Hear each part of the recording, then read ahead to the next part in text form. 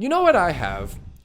A love-hate relationship with Amazon MGM. Because on one hand, they produce stuff like Rings of Power, and then on the other hand, they just made Masters of the Universe, which was a genuinely engaging film that not only preached a clearly postmodernistic nihilism, shocking I know, but then also clearly preached a message of hope. Morally, this movie is just a walking contradiction. I see this story completely differently now, and by the end of this episode, I believe you will as well.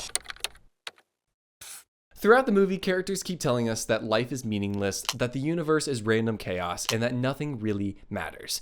But then the movie spends 2 hours proving the exact opposite. And 1, it shows that the universe has order. 2, that the powerful should protect the powerless. 3, that some things are just genuinely evil. And 4, that sacrifice actually means something. The dialogue preaches hopelessness, but then the story preaches hope. Once you see this, you won't be able to unsee it. And this matters to you today because this idea is literally everywhere. Movies, books, podcasts, social media, you name it, postmodernistic worldviews have infiltrated every aspect of media. People are more hopeless and depressed than ever before. And Masters of the Universe accidentally exposed the biggest weakness with this worldview because despite everything that it says verbally, the movie only works if purpose is a calling, if good and evil are real, and some things are actually worth fighting for. Now, where this purpose comes from, what morals and beliefs they're actually acting on, that's what we're here to talk about today. Because this movie genuinely undid everything that Hollywood's been trying to do for years. Look, on this channel, I discuss just that. What movies accidentally say in their worldviews. Not what they intended to say, but what they can't help but say. And Masters of the Universe might be the best example of this, as you will come to find out. Let's start with the most radical thing that this movie does that it doesn't even realize is radical. You have 2 characters, 2 men, that are presented in this film. You have He-Man and you have Skeletor. Adam, aka He-Man, accepts responsibility he didn't ask for. He serves Eternia, he sacrifices for others, he uses his power to protect. Now, Skeletor is quite the opposite. In fact, he is starkly contrasting Adam in every way, shape, and form. Skeletor seeks domination, he uses people as tools, and he takes power for himself. He views relationships as transactions. There are no redemptive qualities for Skeletor. Now, in 2026, that's almost illegal. Let me explain what I mean. Think about the last decade of blockbuster filmmaking. Marvel spent 10 years making you feel bad for their villains. Killmonger from Black Panther literally had a point to the reason that he was being such a villain. Thanos was trying to solve resource scarcity, guys. The Joker was a victim of a society that failed him, and even Darth Vader got some sort of redemptiveness in the end. The modern blockbuster is allergic to the idea that somebody can just be genuinely evil. Masters of the Universe looks at this blue skull guy, and they say, nope, he's just evil. You know it. I know it. The movie knows it. He is literally the embodiment of evil. He has a freaky skull face, guys. I mean, come on. He's literally evil personified. And this matters because if Skeletor is objectively evil, then Adam is objectively good. Not good from a certain point of view, not the protagonist, so we're going to root for him kind of good. Actually good. And the movie treats this as self-evident. It argues for it. It just assumes that you'll recognize goodness when you see it. And guys, we definitely do. We see that Adam is good. And this raises an uncomfortable question. If good and evil are so evident that a movie like this can recognize that there is a difference between them and that they exist, then who defined good and evil? Who created that structure and why does it exist? If this universe is just random chaos, then where did such structure and order and justice come from? These are questions we have to answer. Now, here's where the movie accidentally gets even more interesting. I know you probably didn't even think it could. Adam doesn't become He-Man by working hard enough. He doesn't earn it. He doesn't build himself from scratch or anything. He already was the Lost Prince. He had to discover that within himself. I mean, literally his declaration is, I have the power. The modern message that you hear probably constantly is be whoever you want to be. Identity is just a project that you are always working on. Authenticity is self-creation. You can manufacture your own meaning. And I say it like that because it's dumb. I think of that poster from the Lego movie, the cat poster, where he says, What is it? Believe.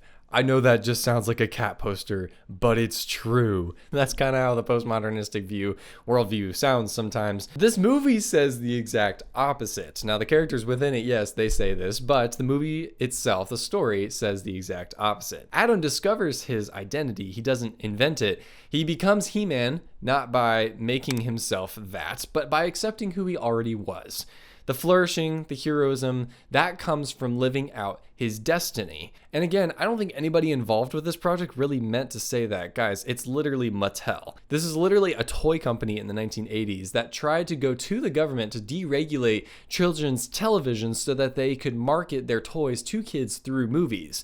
This is one of the first shows to do that back in the 1980s. He-Man exists because of capitalism, guys. I don't think they were trying to push any huge messages. They just wanted to make something that was super kid-friendly. Guys, even the origin of the "I have the power" phrase was tested on kids to see which phrase would resonate best with them. And that's about as cynical as it gets, honestly. And yet the story says something truer and greater than anything we could have assumed, because identity is not self-created. Purpose is not self-invented. You don't build yourself, you find yourself. And sometimes that purpose is a calling, not necessarily something that you define yourself. A toy company accidentally dramatized one of the oldest ideas of moral philosophy. And I'm not sure a single person in the writer's room really meant to do it. So now, where does that message really come from? The movie's surface level philosophy is lifted straight from postmodernism. So the universe is chaos, life is random, meaning is constructed. That all comes from postmodernism. That is what the characters say multiple times. So when I went to go see this in theaters, I tried to write down this quote word for word. I don't think I got it word for word, but this is the gist of what he tried to say. This is coming from the roommate of Adam. He says, "Why can't you just pay your rent, go to work, live for the weekends, and count the days till the next holiday, like everyone else?" And this was kind of an epiphany moment for Adam, saying, no, I have a purpose. I have this sword that I have to go find. I'm going to go do it. The dialogue itself is doing its job by telling you that everything is meaningless. Yet the plot can't survive under that worldview. Let me explain. If the universe is meaningless chaos, on what basis is Skeletor actually wrong? If evil is just a label, then power is just power, and Adam and Skeletor are just two different guys for two different worldviews, just kind of living their life in the utterless, meaningless chaos that is life. And neither of them is either correct or incorrect, because there is no good and evil. But nobody in the theater thinks that, not for a second. Nobody watches Skeletor and says, oh yeah, I think he has a point, because what is good and evil? What is morality? Nobody in that theater is saying that, guys. Adam is good, Skeletor is bad. You recognize it instantly. The movie itself treats Skeletor's defeat as good, Adam's sacrifice as noble, Eternia's survival as victory, and the entire emotional architecture, the swelling score, the triumphal final battle, the hope that the film ends on. Guys, all of that is built around the idea that good always wins, evil is always defeated, and that evil is wrong, good is good. And this all depends on objective morality being true, which kind of destroys postmodernism entirely. It depends on sacrifice actually mattering. Again, what we've been saying this entire episode. It depends on hope being justified and not just a chemical reaction in your brain.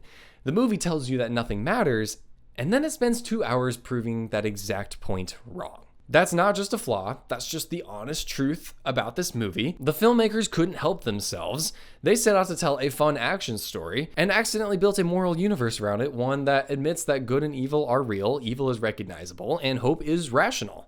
They reached for nihilism and instead got something else, and then completely abandoned their own worldview for the sake of good storytelling. If you want a good story, you can't function under the worldview of nihilism. Nihilism makes for really good art, but it does not make for really good stories. We love seeing the hero be triumphant. We love seeing evil be defeated. It makes us feel good. And that's because there is an objective good and evil. We have to admit that at the end of the day. That's just how life works. That's why we feel this need for justice. That's why we can recognize that things are good and evil. Now, where that comes from, Well, I believe that comes from the creator of the universe who created all of us, and there is a structure to him. You see that in all of the trees and plants outside. You see that in the way that nature works. You see that in the way that people work. Guys, there's a structure to this universe. And Masters of the Universe kind of hit it right on the head. This movie doesn't understand that it's actually arguing against itself, but now you do. You're welcome. So we know what worldview this movie does not land on. So what worldview does it land on? What do we see in this movie? Well, here are a few that I could pick out. And to be honest, the last one I didn't quite expect. So just hold on to the last one. The first one that we see is obviously a Christian worldview. This show presents an unlikely savior, He-Man, saving his people from an evil, Skeletor. That's kind of like a Jesus devil kind of situation. He-Man does not feel worthy. He was given the power anyways. That kind of represents us and the Holy Spirit, empowering the people to spread the gospel. That is a very Christian message. He uses it to benefit others, not himself. Self-sacrifice, that is very Christian. That reflects Christ's sacrificial love for us on the cross. So you see a pretty strong Christian worldview. I could go on and on about that. We also see a direct rejection of postmodernism, like I'm saying. Earth reflects a society that has accepted postmodernism. You see that in The Roommate. You see that in just the people that are living their life on Earth, but Eternia does not. Eternia has a higher calling. It has a moral order, a purpose-driven people, and hope. That is the main thing. It has hope. So you see that Eternia has completely rejected postmodernism, but Earth has accepted it. And you see the differences between those societies in general. Now, the other one that I did not see coming was New Age immanence, which is also reflected in this movie in the way that Adam recognizes his power. Now, the power that he recognizes is not external. It is not the sword. It is within him. That is a very New Age thing where you recognize the power within yourself and accept who you truly are. You see that kind of overlap with postmodernism, and honestly, you see that overlap with Christianity. Those are kind of the worldviews I could pick out. If you noticed any others, I would love to hear about that in the comments. What did you guys notice? What other worldviews were presented in this movie? So here's what I want you all to sit with. If anyone else in the theater recognized Skeletor as evil without being told, what does that tell us about moral knowledge? And again, if this movie presents some sort of morality, good and evil, that it exists, then what other worldviews could be presented in this movie? Masters of the Universe is just a movie about a guy with a sword fighting a blue skull man. And yet it presents something fundamental about life. These writers, either intentionally or unintentionally, wrote about morality and how important that is for the structure of life. You have to confront it. You can't ignore it, guys. Good and evil does exist. Not just in this movie, but in real life. And that is something for us to think about as we leave. That's worth paying attention to. Thank you so much for watching, guys. If you want more breakdowns of what Hollywood reveals within their movies, subscribe, like this video, share it with a friend. Again, Hollywood is doing this all the time. There is so much hidden morality within movies. So if you guys like that content, I will see you in the next one. Until next time.